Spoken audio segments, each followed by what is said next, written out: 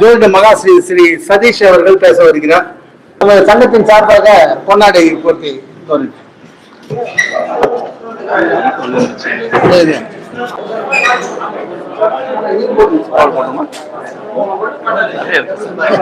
செயலாளருக்கு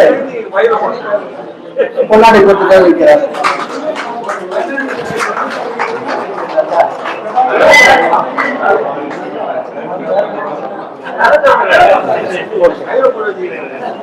தண்ணி வந்துச்சு, ஏசி தண்ணி வந்துச்சு.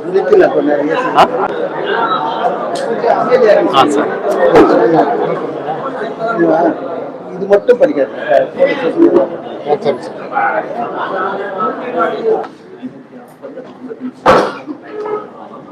அனைவருக்கும் மாலை வணக்கம். இங்க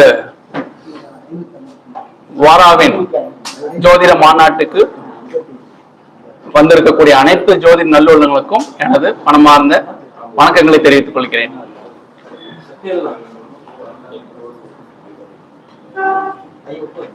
சிவலிங்கம் ஐயா நிறைய காசு வச்சிட்டு இருக்காரு ஐயா. ஓகே, பணம் வந்திருக்கு கரெக்டுங்களா? நமக்கு எப்பவுமே கஷ்டம் வரும் சொல்லுங்க சார். கஷ்ட நேரம் வரும்போது ஓகே, அவங்களோட அனுபவத்தை சொல்றீங்க, பரவாயில்ல. வேற நமக்கு எப்ப கஷ்டம் வரும்? ஓகே,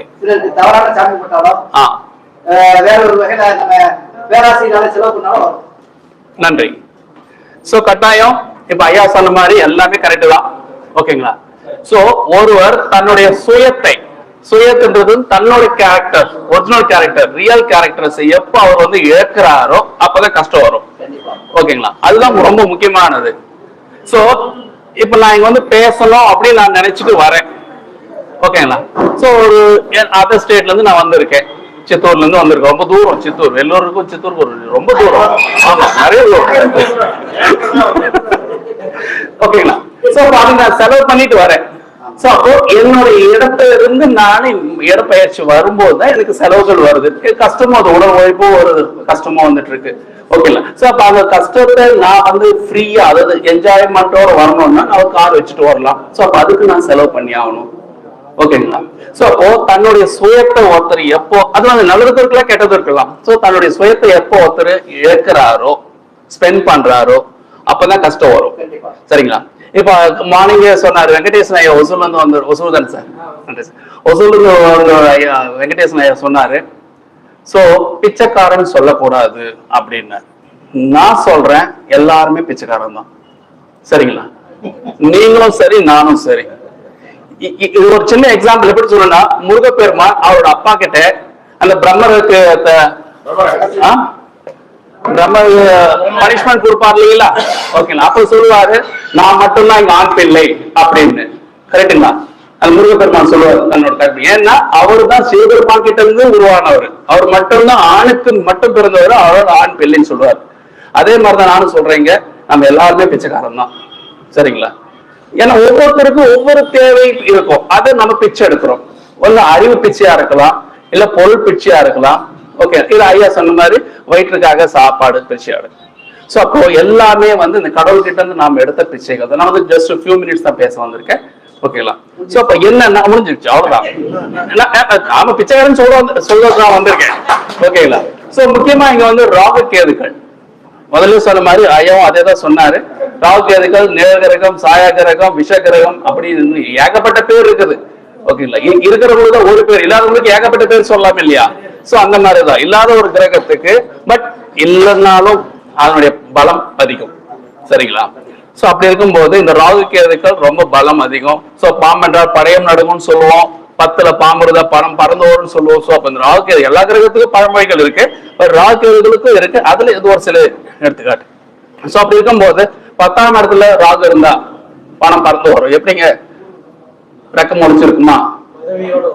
பதவியோட வரும், அயல் நாடு மூலமா வரும், இல்லீகல் இன்கம் வரும், எப்படியோ வரும். 10ல பாம்பு ராகு இருக்கிறாருன்னா ஜாலியா இருக்கும், வசதி வாய்ப்புகள் இருக்கும். ஆனா அதை அனுபவிக்கக்கூடிய இந்த 4ஆம் இடம் ஏன்னா பணம் பணம் பணம்ட்டு அலைஞ்சிட்டு இருப்போம். ஆனா ஐயா அலையாமே பணம் வந்திருக்கு, அவர் கொடுத்து வச்சிருக்கு. அது அப்புறம் பாத்துக்கலாம், தேடி வருது. அப்ப ராகு 10ல ராகு இருந்துச்சுன்னா பணம் தேடி வரும். ஓகே, தேடி வரும்ன்றது மன்னிக்கணும், நம்ம பணத்தை தேடி போவோம். ஓகேங்களா? ஆனா 10ல கேது இருந்துச்சுன்னு வச்சுக்கோங்க, நம்மள தேடி பணம் வரும்.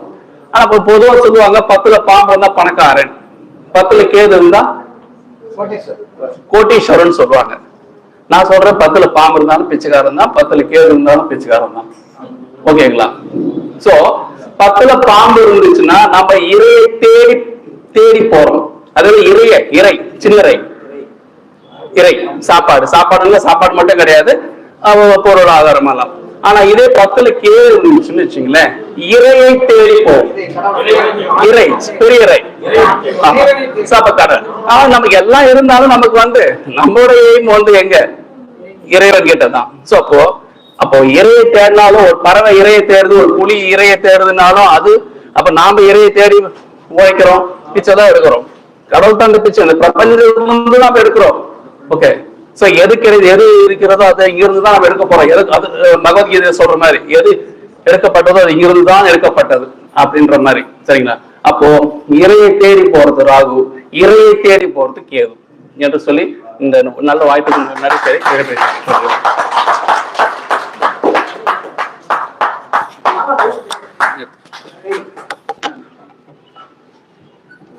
நன்றி சிவன். சோ இப்போ எல்லாரும் இறை தேடலாமா இறையை தேடலாமான்னு பார்க்கலாம். இறை தேடும் போதே இறையை தேடணும், அதுதான் சிறப்பு. என்ன அதான் இறை தேடும் போதே இறைவனை தேடு. ரொம்ப சந்தோஷம். எல்லாம் பிச்சைக்காரன்னா சாரி, எல்லாரும் பிச்சைக்காரன். ஆனா இத ஒரு பெரிய மகான் சொன்னாரு, திருவண்ணாமலையில் வாழ்ந்த யோகி ராம் சூரத்குமார் சொன்னாரு, நான் பிச்சைக்காரன். அவரு எல்லாரையும் பிச்சைக்காரன் சொல்லல, நான் பிச்சைக்காரன் தான் சொன்னாரு. பட் சொன்னவர் தான் பெரிய மகான் ஆயிட்டாரு. உண்மைதான். ரைட்.